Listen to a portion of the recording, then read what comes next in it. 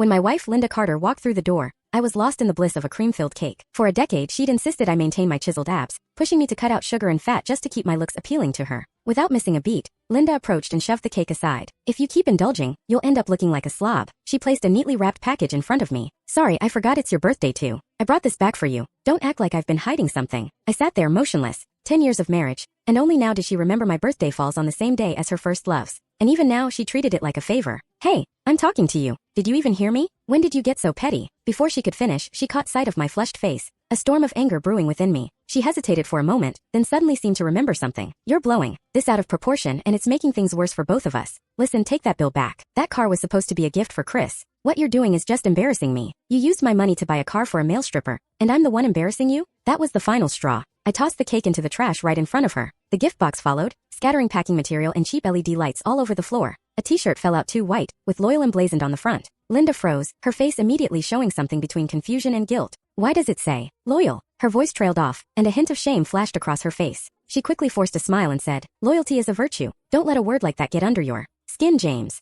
I stood there listening to her pathetic excuse. "You spent $450,000 on a car for a male stripper, and $20 on a gift for your husband. Linda, you've really outdone yourself." She couldn't take it anymore, hearing me throw the word stripper around. Her face flushed with anger, and she slapped me hard. "Chris isn't a stripper. He's just working at a nightclub to make ends meet. How dare you insult him like that? I know you have your issues with him, but we've known each other for over 10 years. When I wasn't happy, he was always the one who cheered me up. If there was anything going on between us, would you even be here?" For the entire 10 years of our marriage, Linda had been brushing me off with lines like this. But earlier, when she was out celebrating Chris Johnson's birthday, he posted something on social media. The photo showed him holding Linda close, his arm around her, and her wearing a revealing dress with a suspicious mark on her neck. It was also suggestive. This was a side of Linda I had never seen before. To make matters worse, Chris captioned the post. "She says missing out on me was the biggest regret of her life, and she's willing to spend the rest of it making it up to me. From now on, the title's his but Linda's mine." The cruelest part? Right after I saw that post, I received that loyal t-shirt. Chris even called me, gloating, saying he picked it out himself because it fit my character best.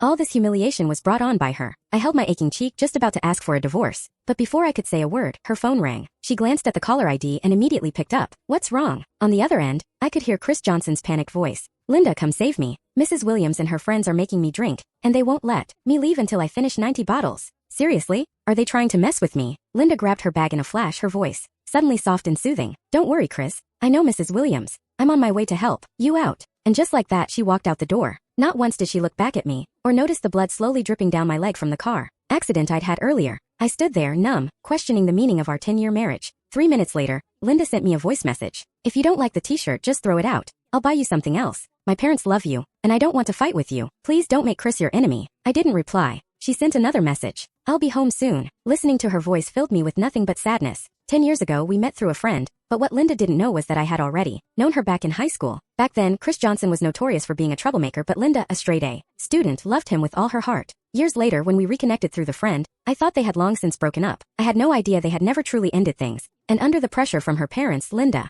had married me. I chuckled bitterly, not saying another word. I sent her one last text. "When you get back, let's get a divorce." After that, I quietly headed to the hospital. The emotional strain had reopened my previous injury. While getting my wound cleaned and bandaged, I tried calling Linda, but all I got was a busy signal. I was about to give up when I got a notification from social media. Chris Johnson's latest post. There he was sitting in a car holding someone's hand. The caption read, "After all these years, you're still so good to me. One day when I make it big, I'll pay you back double." To my ice cold. "Theo, how should I thank you?" "With my body." In the next photo, Linda was looking at Chris with love and tenderness, her expression soft and caring. That post blew up immediately. Mutual friends started calling me, asking what was going on. I didn't answer a single one of them. Then I got a call from the police. They told me they had found the car that hit me earlier today. I'd been out buying a cake when out of nowhere, a car plowed into me and fled the scene, leaving me lying in the flower bed. After a long day of searching, the cops had finally tracked down the suspect vehicle. I looked at the photo of the BMW they sent, then at Chris Johnson's latest post and laughed. A jealous man and a clueless woman, they really were a perfect match. After getting my bandages changed, I went home alone. As soon as I walked through the door, Linda Carter stormed in and immediately started yelling at me. "What's wrong with you now? Can you stop being so damn jealous?" Chris was drunk and feeling awful. What's wrong with me being there for him? Of course you're never wrong. Everything you do is perfect. Before she could continue her rant, I cut her off. Linda hesitated for a second, her expression softening slightly, but it didn't last long. Within a second, her face darkened as I said, "You and your little stripper are such a perfect match. You should be together forever. Congratulations to both of you." She hated when I called Chris a stripper.